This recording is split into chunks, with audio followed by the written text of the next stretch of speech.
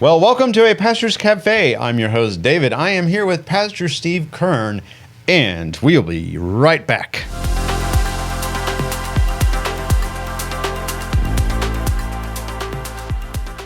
Well, welcome back to the show. This is a Pastor's Café. I'm your host, David. I'm here with Pastor Steve Kern. This is episode number 51, Russia, Rumors, and the Road to Armageddon. Are you ready for today's episode?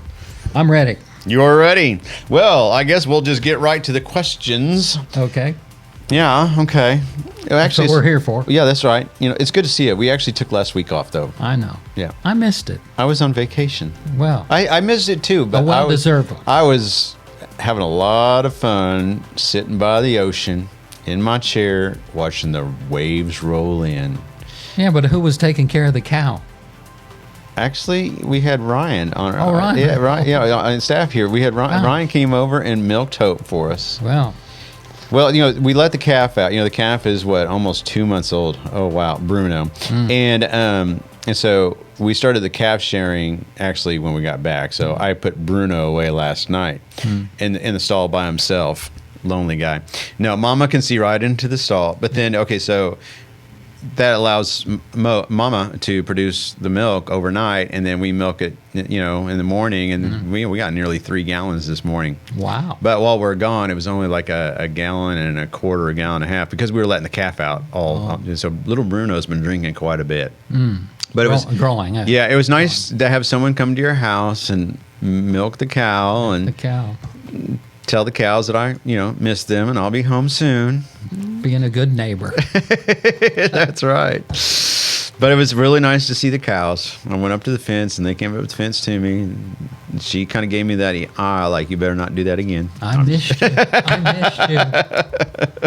They're like our family. Yeah, for sure. All right, well, today's episode, wow, Russia, Rumors, and the Road to Armageddon. Yes, all right. Things are changing drastically every hour that we live. So here we go. Question number 1. Could Russia's aggression in Ukraine be part of the prophetic roadmap outlined in Ezekiel 38 and 39? Is Gog already on the move? Well, there's a problem. And the problem is identifying Gog for sure. Oh, yeah. As to who it is. Gog and Magog. And Magog. I would say yes. The aggression is part of the prophetic roadmaps, because Jesus said that there's going to be wars and rumors of wars, and there's going to be things that are happening like that more and more often in the end times. And yeah. So what happened on, was it Friday? No, what day that it happened that Ukraine sent all those drones over to Russia and I guess like over 40 aircraft were destroyed? Exactly. When was that? That was just last Friday. Was that last Friday? So has Russia had and here it is Wednesday. Has there been a response by Russia yet? Well, there's supposed to be negotiations, ceasefire negotiations. You know, actually, Putin had a real aggressive attack on Ukraine. And then Ukraine, you know, they're getting ready to have. I know the thing is so crazy is that I think both of them want peace, but it's like the deal is like not happening. Well, I thought about it like this. Maybe both sides are trying to say, look, we'd better have some peace because we've got the ability to do this. Oh, yeah. Give you something to think about and have a good reason why maybe we ought to have peace talks. Yeah. That's, you know, to me, that's good psychology, but surely has had caused a whole lot of damage over there in both countries. Oh, sure. And then it causes our gas prices to go up. Well, and it causes the stock market to go down. Another thing, it caused Trump to get frustrated. Oh, I know. Over the whole thing. I'm a little frustrated with Trump because he said, you know, remember on the campaign trail, I would have this war settled on day one with a phone call. Yeah. Now, he's doing a lot of great things. However, if you're going to say something that bold Be ready to back it up. Yeah, be ready to back it up, especially with all this stuff with the Epstein files and oh well. Anyway, we don't want to go down that trail. We're talking about Russia's aggression in Ukraine. Well, I see it as probably something that basically is a precursor, kind of a preparation. It lets us know we're moving in that direction, I think. Towards the return of Jesus? Well, towards peace, or towards Ezekiel 38 and 39. Yeah. So, but yeah, there's still some other stuff that have to really be in place. I think we've talked about it before. Oh yeah, the one world government. One world government and all of that. But these are the kinds of things I think that are causing more and more people and leaders to say, maybe if we did have a one world government, we wouldn't have the threats of war and everything, because everybody would be under one central government. Yeah, gotcha. And so that's one reason why Trump is right now so resisted by so many, because they're saying he's getting in the way of moving in that direction, to where instead of having different countries that are trying to be individualistic and thinking about themselves, we need to be thinking about, not worried about us, but all each other. Yep, gotcha. Yeah. So I see where a lot of this kind of stuff going on. And then too, Putin, his objective ever since he took over was his legacy. He wants his legacy to restore the Russia to the Soviet Union. Yeah. And Ukraine is the big deal. And that's why he's not going to be satisfied to just splitting Ukraine and getting half or whatever. No, he wants it all. Yeah. And it seems like it seems to play in his favor to go along with these kinds of things, like, oh, well, let's have negotiations and all that kind of a thing, to just help keep things moving in a direction that he can control. Yep. The way gotcha. Yeah. Okay. So that's kind of how I see it, but it is, as we're seeing all these different countries that are building up military and all of that. Oh yeah. Of course, here we are in America. We're having to rebuild our military because the last administration, just about put it Well, down. at least we're a little better off than North Korea. I mean, they just had a launch of a new, battleship? Yeah. And they launched it and it immediately went, it was the unsinkable battleship. And then they launched it and it's down at the bottom of the ocean. Oops. Okay, well, that didn't work so good. I know. Oh, man. Can't make this stuff up. Yeah. All right, here we go. Question number 2. Is the West provoking a global conflict that will lead us into the chaos of Revelation 6, a red horse global war movement or moment? I don't know. When you think in terms of the West, of course, we're thinking of America and Western Europe. But the real antagonizers, it seems, to be Russia, China, China, Iran. Well, Iran, of course, all the thing going on with Iran, their money's coming from China, and then of course their whole idea of wanting to do away with Israel. That's really goes right along with Russia and China and all that group. Now, aren't we getting ready to send over a lot of military tanks and equipment over to, not to China, but I'm having a moment right now in my brain. No, not Israel. There's a small country and a big country, China, is wanting to invade Taiwan. Oh, Taiwan. Taiwan, yeah, sorry. I almost had a Kamala Harris moment there. You got this small country that's being attacked by this big country. But we're going to send a lot of military equipment to Taiwan. And that, to me, really is a greater concern than even the Russia and Ukraine thing. Because I think that really, as far as our agreements and support for Taiwan are far greater than they are with Ukraine. And I'm just afraid that if China was really to press and say, okay, we're going after it. Yeah. And it seems like that Xi is under pressure right now to accomplish something positive, because I've been reading where seems to be losing some support in his leadership. So that's even a bigger concern, I think, even than Ukraine. It's with the Taiwan thing. So, so the conflict, I don't really think it's coming from the West. I mean, you've got a president here that's trying to negotiate for peace. Yeah.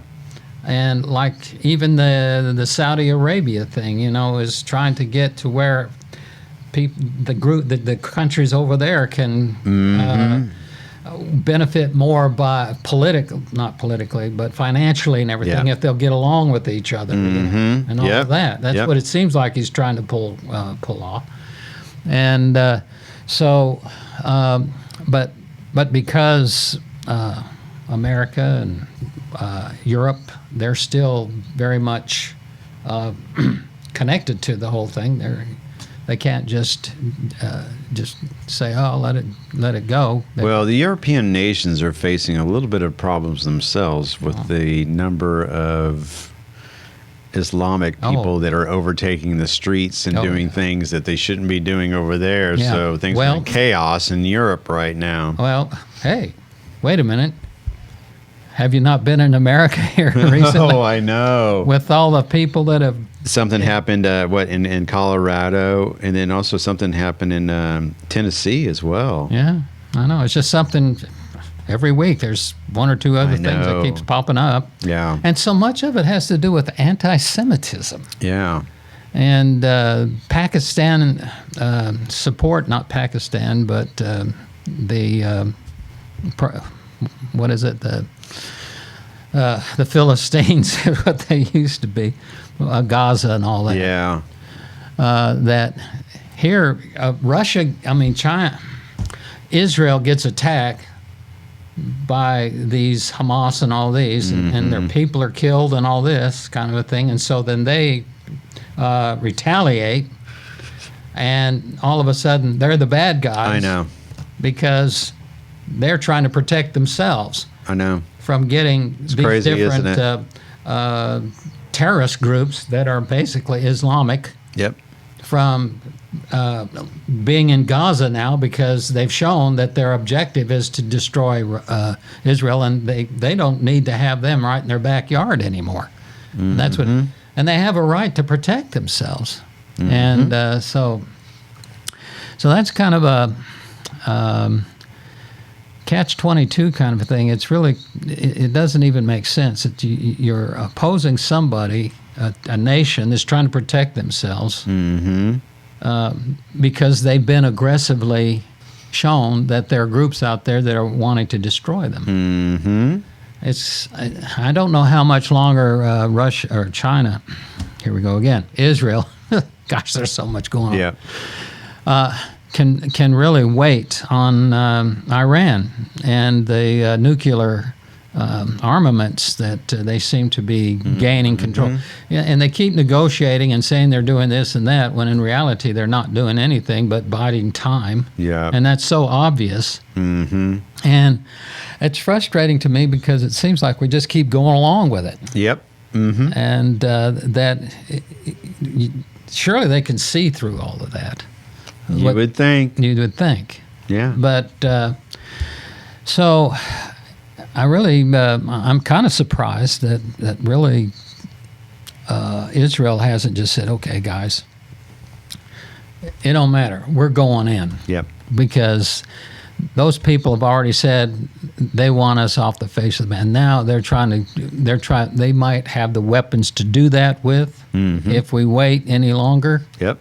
And I'm not dealing with politics now. You're dealing with religious fanatics. Yes. That's totally different. There is a difference. Yes. And this isn't about politics. This is about religious, not even animosity, but religious beliefs. Yep. Because they feel like, Iran feels like that's something that they're required to do by their God. Yep. So it seems to me like Israel would probably finally say, hey guys, we got to go in here and do something about this before it gets... before it escalates to a position where it's like there's mass destruction. Because it seems to me that we could almost be there. And so, yeah. Interesting times. Yeah, really. All right, next question. Could today's financial, military, and digital shifts be merging into the scaffolding of the end times beast system? Well, it is a concern of what all is transpiring in the sense of the value of the dollar, so to speak. Oh, yeah, and you have what's happening with cryptocurrency. Yeah, and then you have, well, we kind of hint on it just a little bit, what's happening in the military, but also the digital shifts, which also includes cryptocurrency, but also includes AI. Right. I heard recently, I don't know if there's any truth to this, however, Glenn Beck did do a special on this just a few days ago, that the latest rendition, or phase of ChatGPT is instructions were given to AI to shut itself down because it was doing something it shouldn't do, and it refused the orders and started taking on life of its own. Wow. So are we now in a new world of, we've talked about the AI though, but it's kind of mind-boggling because now I think Google has been playing around with this too on retinal scanning. So you walk into a store. Oh, what movie was it that this? If you haven't seen the movie, it's a great movie because groundbreaking at the time. Minority Report. Oh. With Tom Cruise. Yeah. Very interesting. And in that world that they live in, which was future time, they had, you'd walk into a store and immediately it would recognize your eye, and then it would start feeding you propaganda and, advertisements geared exactly towards you. Yeah. I mean, this is kind of scary. Of course, it kind of goes along with that creepy red line, the creepy thin line, I guess, where, there's certain algorithms that are used. It's like when you talk on, yes, my phone's sitting down right here, and I've mentioned this before, but it's so true. Hey, hey, I need a 13 millimeter socket. Man, mine's missing. It's been missing for a long time. And then, bing, your cell phone goes off. You got an email from Amazon saying you're in need of a 13 millimeter socket. Well, here you go. We got one ready for you to order. It's already in your cart. Yeah. See, now, wouldn't that be great if I can just think or speak, and then AI would put that stuff in my cart and order it for me? So when I go home, that 13 millimeter socket's at my house. It was delivered by a drone. The drone pulls up and it parks right in front of my face and says, "Good morning, David. We chose your 13 millimeter socket just for you. We hope you're very satisfied. We know that you have a lot of DeWalt tools, so we chose the DeWalt 13 millimeter. Is there anything else we can do to service you to make your life better? We're here for you." Oh, dear me. Well... And so we get to the point to where everybody all of a sudden becomes more dependent upon AI than they are on God himself. That's right. We are dependent on technology, aren't we? Becoming more and more dependent on technology and feeling like that's our hope. That's our savior, so to speak. In AI, we trust. No, we don't. I don't know, but really, the whole thing that's developing, when you see the changes in the financial makeup in relationship with countries, military buildup, and all that, there's such a need for that now, it seems. And, of course, the digital shifts, where, to me, the digital shifts making it more and more possible for government to have more control Well, yes, over exactly. everything you do, especially digital when it comes to finances. When they're already talking about doing away with cash and just everything being digital, which to me, I'm saying, hey, no way. Because once you do that, I mean, everything, it's just totally and completely out of your control. Yep. I mean, you've got your phone and you've got your numbers and all that stuff in there, but then you've got these others that got the stuff too. And if they determine that you're spending your money in some way that they don't agree with or is not politically correct, then they can start putting, restrictions on what you can and can't buy, all that kind of stuff. Well, they've already kind of started to do that. Well, yeah. Yeah. At one time, I was there was a new cryptocurrency that came out, and I wanted just to invest a few extra dollars into it. And so I was trying to transfer money. No, I was trying to use my debit card from the bank. Yeah. And I called the bank, and they said, why can't I do this transaction? They said, you're not allowed to buy cryptocurrency with your bank card. I said, it's a debit card. It's coming right on my checking account. It's my money. It's my money. Yeah. What does it matter to you? Well, we're not. There's a lot of fraud in cryptocurrency, so we're not going to let you use your card. Oh. And then now they're not going to let you transfer it out of your banking account. Yeah, so that's going on right now. Yeah. I mean, I know what it is. It's just the banking system has lost control, and people are taking care of their own investments and their own money. And life's a risk, so why not take it? And if you don't like it, then sorry, but it's my money. It's in the bank. Well, it supposedly. seems, though, that, of course, and our younger people are the ones that are really being,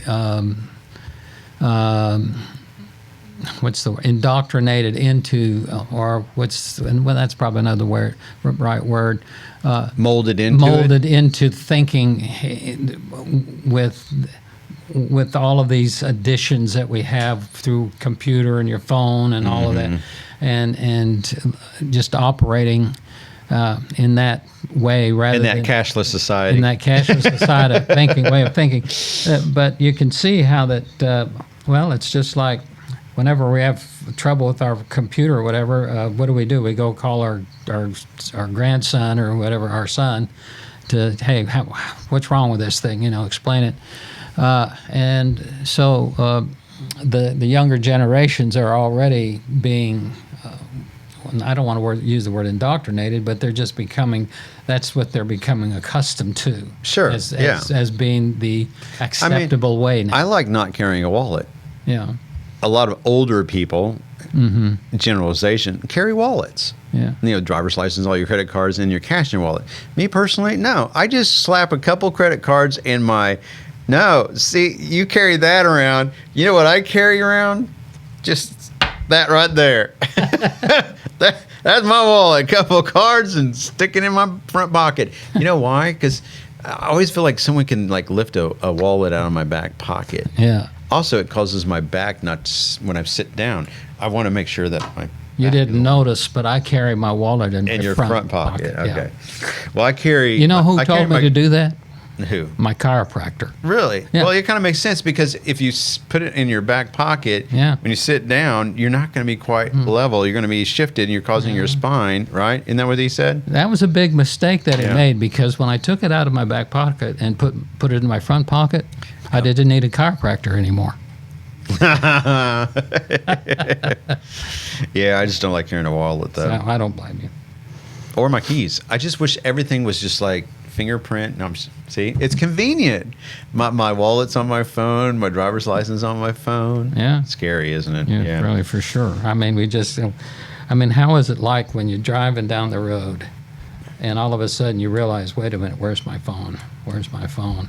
I know. It's a traumatic experience. I know. I love my phone at home. I can't function today. I can't. I'm going to drive home and I'm going to go get it. Yeah. Yeah. Even if it is 20 miles. You're right. Oh, man. All right. I think we got time for one more question. Yeah. Here we go. What role might Israel play as tensions rise globally? And could the stage be set for the temple to rise again?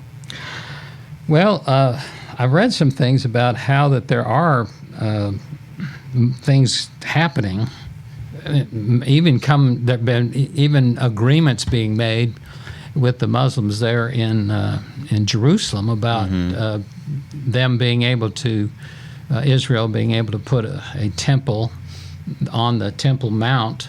Yep. And I've heard possibly even the idea of, instead of it being a building, it being the tent thing that they started out from in Exodus, the description there, putting something like that in there. And I thought, wow, that kind of makes sense. Yeah.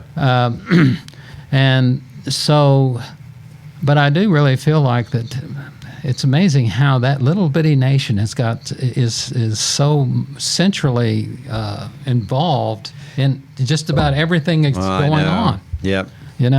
That so much of all of the national relationships with each other have some kind of Israel's intertwined in there somehow. I know. It's amazing. Yeah. Yep. But I really, that's the amazing thing to me about Israel. Israel, to me, is probably the biggest evidence for the existence of God. Yep. There is. When you look in the Bible and you see how God deals with Israel and how that Israel, and you can go back and you can study in archaeology, there's, it's all there. And so then we come to this point in time, since Israel's been a nation once again, when for 2,000 years, not there. Now, you had Jews all over the place. Sure, yep. That claimed to still be Jews, but they didn't have a homeland. And then all of a sudden, you start seeing them start going back to Israel, especially after World War I. Yep. And then all of a sudden, here we are. I mean, it's a nation that's really quite successful when you think about it. Oh, yeah. Financially and everything. Mm-hmm. And it really goes along with when we were reading there in Ezekiel 39 and 38, how that they're going to come back and they're going to the country's going to become very productive again and have all kinds of vineyards and wheat fields and everything, and hey, it's all there now. Yep. And such powerful fulfillment of prophecy. Mm-hmm. It's right there in front of us. Yep. And hey, I mean, in order for a God to say, okay, I'm going to take my people and I'm going to disperse them all around the world, and when I get ready, I'm going to bring them back. Okay, and so 2,000 years later, he brings them back. Yep. That's a being, and I've made this point many times, that has to know the end from the beginning. Yep, sure. That is in total control and knowing exactly what he's doing. Yep. And people want to have evidence for the existence of God. Okay, you want to have evidence? Look at the nation of Israel. Yeah. Yep. Get God's word and start comparing the prophecies that are prophesied in the Old Testament and the ones that you find them now all being fulfilled in the New Testament, and they're still being fulfilled even before our very eyes. I mean, how much more evidence do you need than that? I know. It's crazy. I know. It's crazy. Mm-hmm. And I'm just wondering if people really want to know the evidence. That's the thing. The evidence is there. The evidence is there. It's just they choose not to believe it. They don't want to believe it. And like we were talking about earlier, before we recorded the podcast, it's their truth. My truth is different than actual truth. God is truth. He is absolute truth. But we as people still have our own truths that we cling to. Yeah, exactly. Relativism. Relativism. Yeah, there you go. That's what it is. Yep. All right. Well, good discussion today. Thank you for taking my questions. Well, appreciate it. I hope it helped. Yeah.